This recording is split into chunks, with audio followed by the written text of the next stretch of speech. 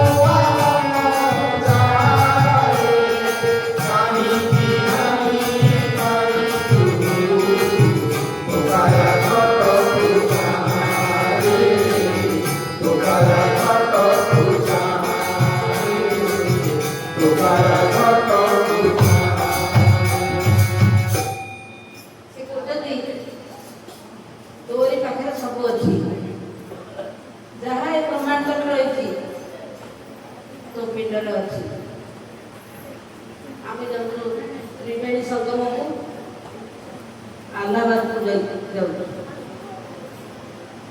ସେଠି ଯାଇକି ସ୍ନାନ କରୁଛୁ, ଆମର ବହୁତ ପୁଣ୍ୟ ହବ ଭାବୁଛୁ। ତ୍ରିବେଣୀ ନଦୀ ଆମ ପାଖରେ ଅଛି।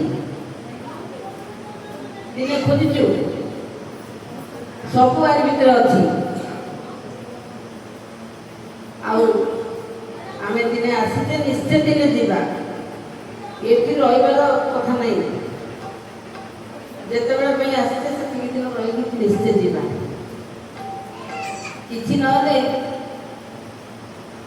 ବିଜୁଳି ପଡ଼ିକି ଚାଲିଯିବା,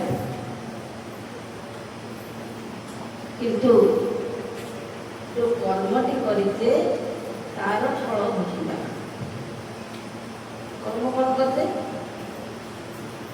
କର୍ମ କ'ଣ ପୁଣି? ଠାକୁରଙ୍କୁ କର୍ମକୁ ଭଲ ପାଆନ୍ତି। ଅକର୍ମେ ବାସୁଦେବ ପ୍ରୀତି, ଅକର୍ମେ ବାସୁଦେବ ପ୍ରୀତି।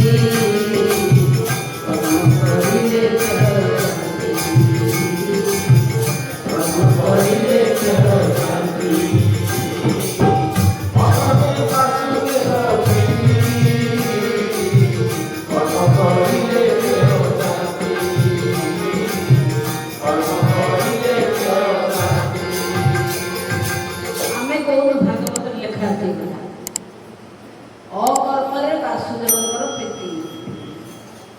ଶୁଣିଲା ବେଳକୁ ଲାଗୁଛି ଗୋଟେ କ'ଣ ଖରାପ କଥା। କିଏ ଅକର୍ମ କରୁଛି, ସେ ପ୍ରୀତି କରୁଛନ୍ତି। ତେବେ ଅକର୍ମଟି କ'ଣ ଆମ ପୁରୁଣା ଲୋକମାନେ ବୁଝିପାରିବେ, ଏ ନୂଆ ଲୋକ ବୁଝିପାରିବେ। କାହିଁକିନା ଏମାନେ ମ୍ୟାଟ୍ରିକ ପଦ୍ଧତିରେ ପାଠ ପଢ଼ିଛନ୍ତି। ଯେଉଁମାନେ ପୁରୁଣା ପାଠ ପଢ଼ିଛନ୍ତି ସେମାନେ ଜାଣିଛନ୍ତି 3 ଟଙ୍କା ବୋଲି ଗୋଟେ ଜିନିଷ ଥିଲା। ଟଙ୍କା 8 ଅଣା ବୋଲି ଗୋଟେ ଚଳୁଥିଲା। 8 ସେଟା ଏମିତି ବଫଳା ଭଳିଆ ଲେଖା ହୁଏ। ବଫଳାରେ ପୁଣି ଗୋଟେ ଏମିତି ଗାର ଦେଲେ 9 ଅଣା, ଏମିତି ଗୋଟେ 2 ଭଳିଆ ଗାର ଦେଲେ ସେ ହେଲା 10 ଅଣା, 3 ଭଳିଆ ଦେଲେ 11 ଅଣା, ଆଉ ଏମିତି ରହିଲେ 12 ଅଣା। ଏ ପାଠ ଥିଲା ପୁରୁଣା କାଳରେ। ଯେଉଁମାନେ ସବୁ ବୟସ୍କ ଲୋକ ସେମାନେ ଜାଣିଥିବେ। ଆମର 3 ଟଙ୍କା ସାଙ୍ଗରେ ଗୋଟିଏ 8 ଅଣା ମିଶାଇ ଦେଲେ ଗୋଟିଏ ଅକ୍ଷର ହେଇଯାଉଛି। 3 ଟଙ୍କାକ 12 ପା, 8 ଅଣାକ 2 ପା, 14 ପା। ଆମେ କଥାରେ କହୁ ଯେଝା ହାତରେ ଯେ 14 ପା ହେଲେଣି, କିଏ କାହାକୁ ମାନୁଛୁ?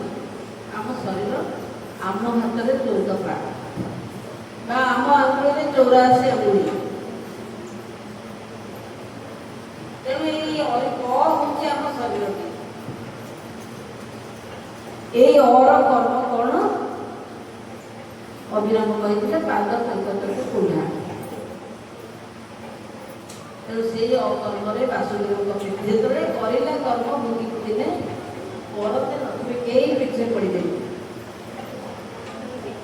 ଆଉ ସେଇ କହିଛନ୍ତି ଉଣୁଛି ଦେଖ ଅନନ୍ତ ଧ୍ୱଜା, ଏପଟ ସେପଟ ହୋଇନି।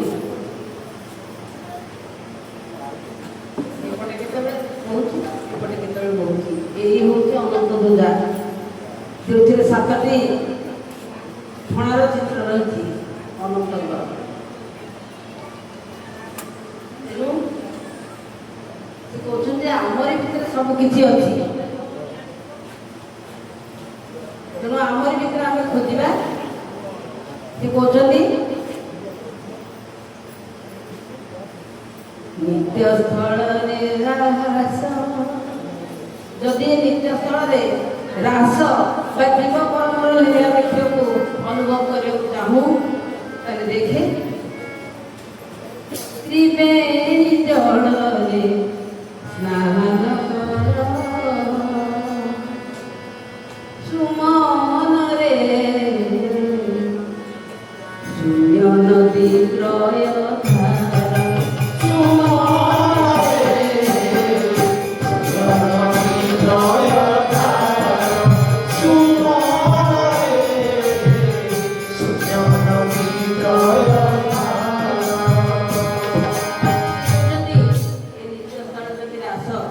ଅନୁଭବ କରିବାକୁ ଚାହୁଁ, ତେବେ ତ୍ରିବେଣୀ ଜଳରେ ଯାଇକି ସ୍ନାନ କର। ଗଙ୍ଗା, ଯମୁନା, ସରସ୍ୱତୀ ତୋ ପିଣ୍ଡରେ ବହୁଛି। এই ভিতরে গঙ্গা যমুনা ସରସ୍ୱତୀ ଅଛନ୍ତି। ସେ ତ୍ରିବେଣୀ ଜଳକୁ ପୋତିକିରି ସେଠି ଯାଇକି ସ୍ନାନ କର। ସେ ଶୂନ୍ୟ ନଦୀ ଯିଏ ଉପରୁ ଆସିଛନ୍ତି ସେ ତ୍ରୟଧାର ହେଇକି ବହି ଯାଉଛନ୍ତି। କେମିତି? ବାରାନିଧି ଯେ ସାଗର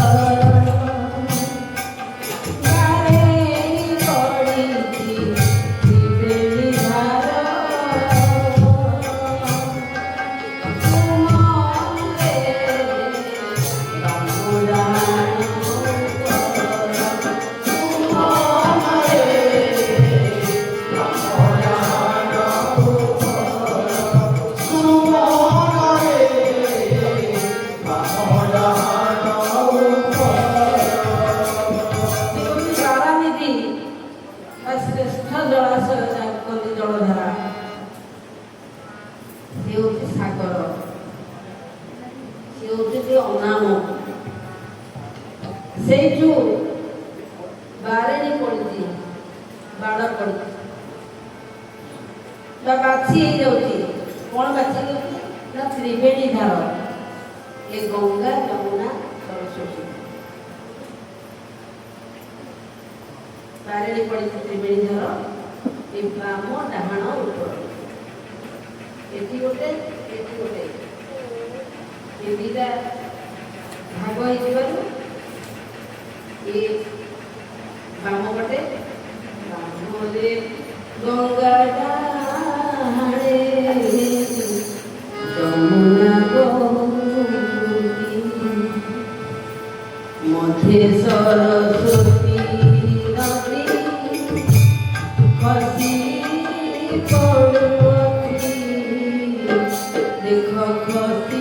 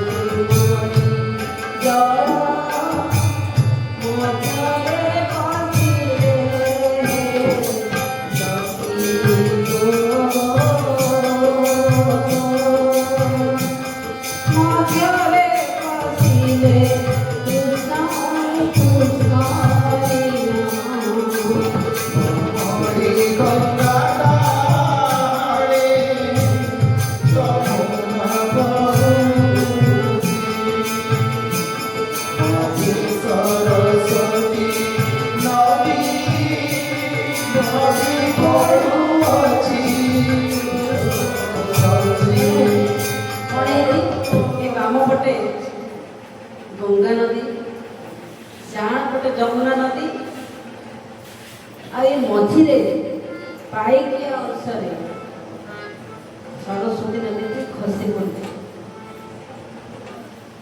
तेरे यही त्रिवेणी धार बारेणी पड़ी, त्रिवेणी धार बाड़ दिखाई बछाई बांपट ये डाण पट आ मझी। तेरे सेठी केमतिया जगह से केमिति अनुभव करबा हमें पहुंचले त्रिवेणी संगम रे बोली शरद कुसुम नाही सरगरु नदी आसुति बही तुमरे सामन करत जाई तुमरे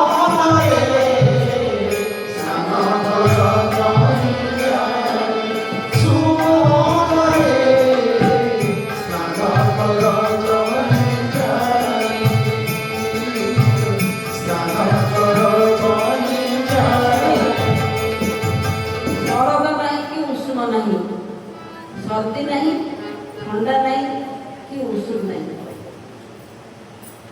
जहाँ कहते नातिशीतोष्ण,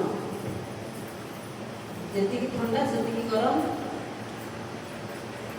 ନଈ ସ୍ୱର୍ଗରୁ ଧାଇଁ ଆସୁଛି, ଆସିକି ତିନୋଟି ଧାରାରେ ପରିଣତ ହେଉଛି। ତମେ ସେଇ ମଝି ଧାରାରେ ଯାଇ ପହଞ୍ଚିଯା, ଆଉ କିଛି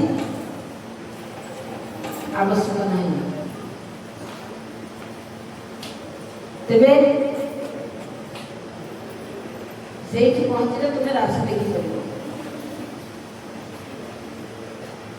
ତୁମେ ଅନୁଭବ କରିବ ପ୍ରଥମେ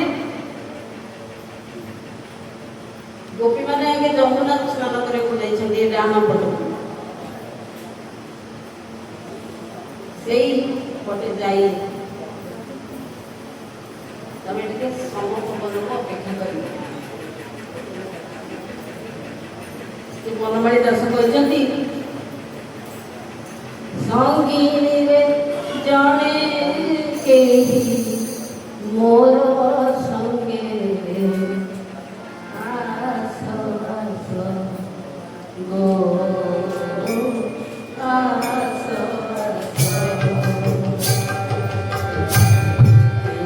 মন্দির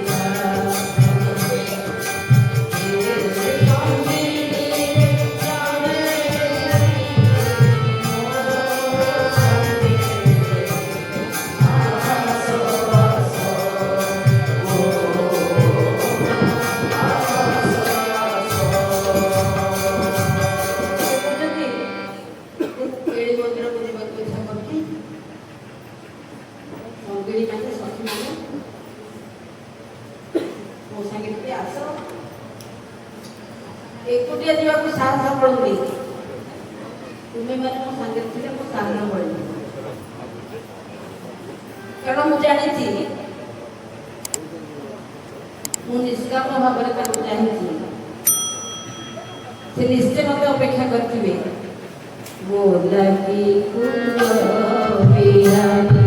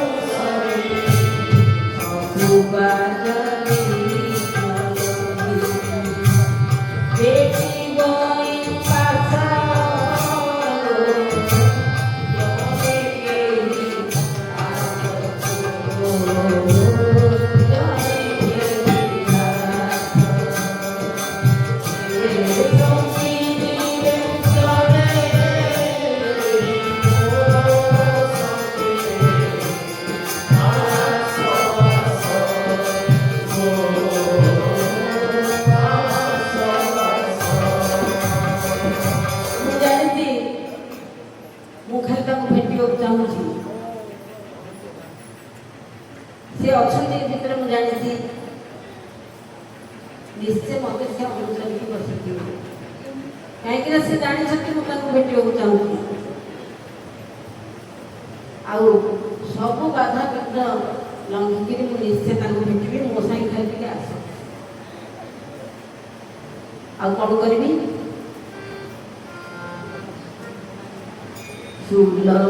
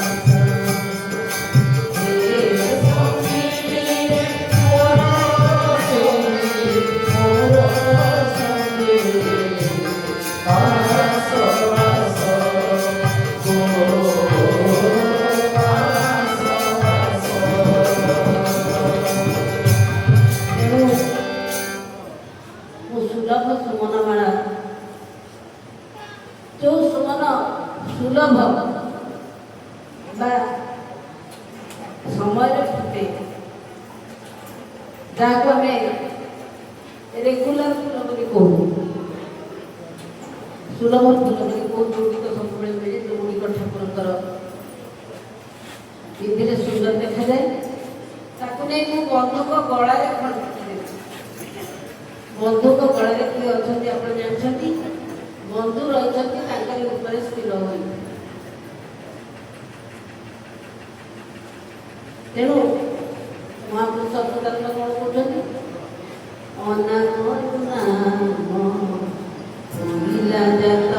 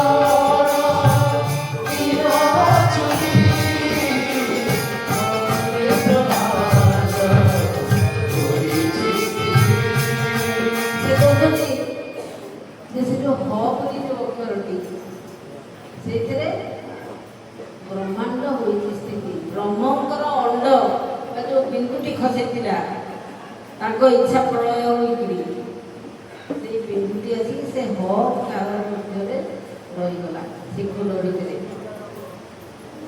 ତେଣୁ ସେ କହୁଛନ୍ତି ସେ ବନ୍ଧୁଙ୍କ ଗଳାରେ ସେ ଶ୍ଵେତ ପୀତ ଲୋହିତ ଏହିପରି ଭାବରେ ସୁମନମାଳା ସଜେଇଦେବି। ଆଉ ମୋ ହୃଦୟରୁ ସମସ୍ତ ବିଚ୍ଛେଦ ତ୍ରାସକୁ ଖଣ୍ଡିଦେବି। ତେବେ ସେ କ'ଣ କରିବେ? ସେ ନବଘନ ମଦନ ଶୁଭେ କରି ଆଲିଙ୍ଗନ, ସେ ନବଘନ ମଦନ ଶୁଭେ କରି ଆଲିଙ୍ଗନ, ଆସିବେ ବଚନ ବଢ଼ାଇ ଆଶ୍ୱାସ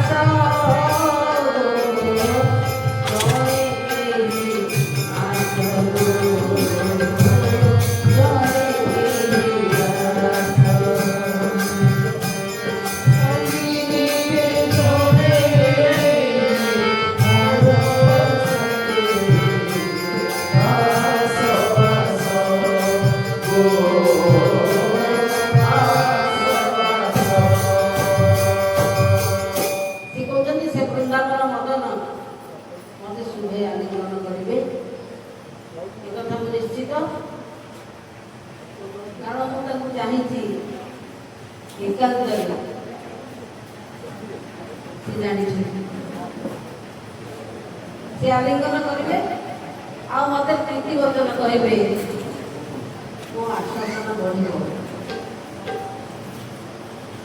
ଏବେ ଲେଖକ କ'ଣ କହୁଛନ୍ତି? ବନମାଳି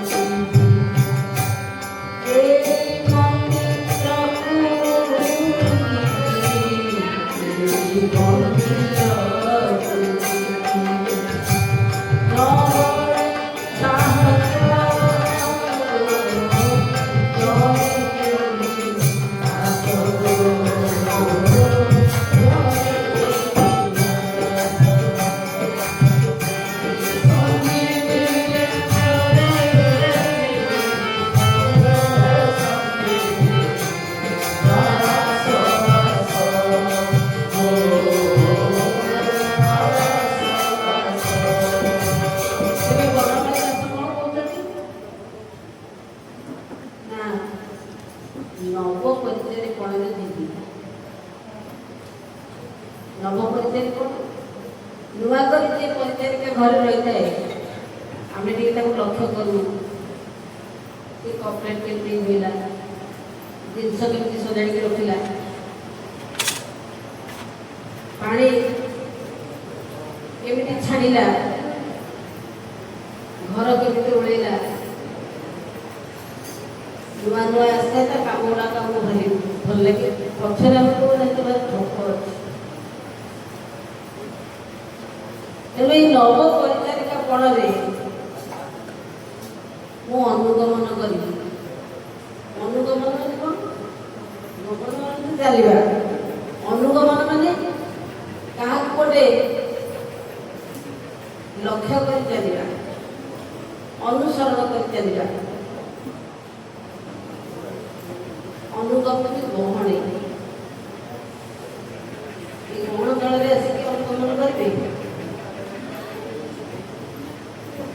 ସେ କୋଉ ଗହଣ କଥା କହୁଛନ୍ତି ନା ଯାହାକୁ ସେ ବର୍ଣ୍ଣନା କରିଛନ୍ତି ଆଗେ ଆସେ ବଳଦେବ ପଛରେ କଣା ମধ্যে ଚାନ୍ଦ ପଛରେ ଆସେ କାଳିଆ ଗହଣ ଲଗାଇରେ ଦେଖ ଗହଣ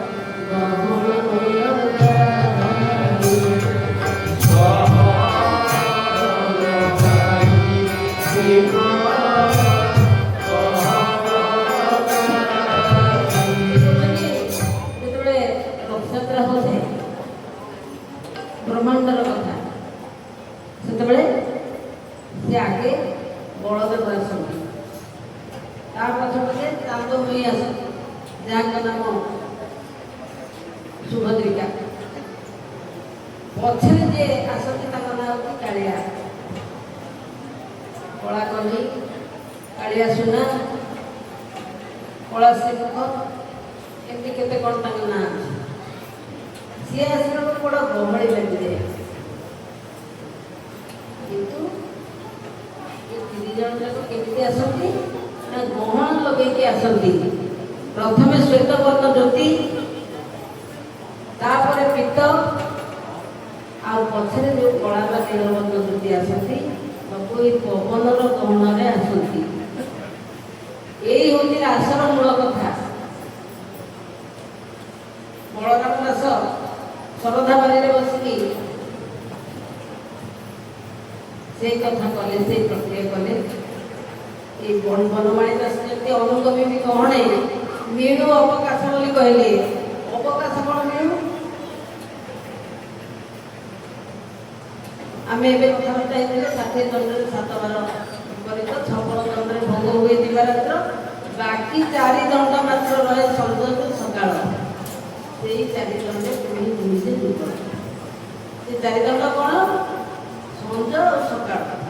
ମାନେ ସଞ୍ଜ ହେଉଛି ଆମେ ଲାଇଟ୍ ଜାଳୁଛୁ ନା ଯେଉଁ ସକାଳ ହେଉଛି ଆମେ ଲାଇଟ୍ ଲିଭଉଛୁ। ରାତି ଯାଇକି ଯେତେବେଳେ ଦିନ ଆସେ ତାକୁ ସକାଳ କହନ୍ତି। ଦିନ ଯାଇକି ଯେତେବେଳେ ରାତି ହୁଏ ତାକୁ ସଞ୍ଜ ବୋଲି କହନ୍ତି। ସେ ସଞ୍ଜ ଏଇ ହେଉଛି ଅବକାଶର ସମୟ। ଯେତେବେଳେ ଗ୍ରୀଷ୍ମ ଯାଇକି ବର୍ଷା ଆସେ ସେତେବେଳେ ହାଇକୋର୍ଟର ଗ୍ରୀଷ୍ମକାଳୀନ ଅବକାଶ ହେଇଥାଏ, ଛୁଟି ବୋଲି ତାକୁ କହନ୍ତି। ଯେତେବେଳେ ଖରା ଯାଇକି ବର୍ଷା ଆସେ ସେଟା ଗ୍ରୀଷ୍ମକାଳୀନ। ପୁଣି ଶୀତକାଳୀନ ଅବକାଶ ହୁଏ ଯେତେବେଳେ ଶରତ ଯାଇକି ଶୀତ ଋତୁ ଆସେ। ତେଣୁ ଏହି ମଧ୍ୟ ସମୟକୁ ଅବକାଶ ବୋଲି କହନ୍ତି। ଇଏ ବହୁତ ଚାଲାକ ବନମାଳୀ ଦାସ। ତେଣୁ କହିଛନ୍ତି ମୋତେ ଖାଲି ଅବକାଶ ମିଳିଗଲେ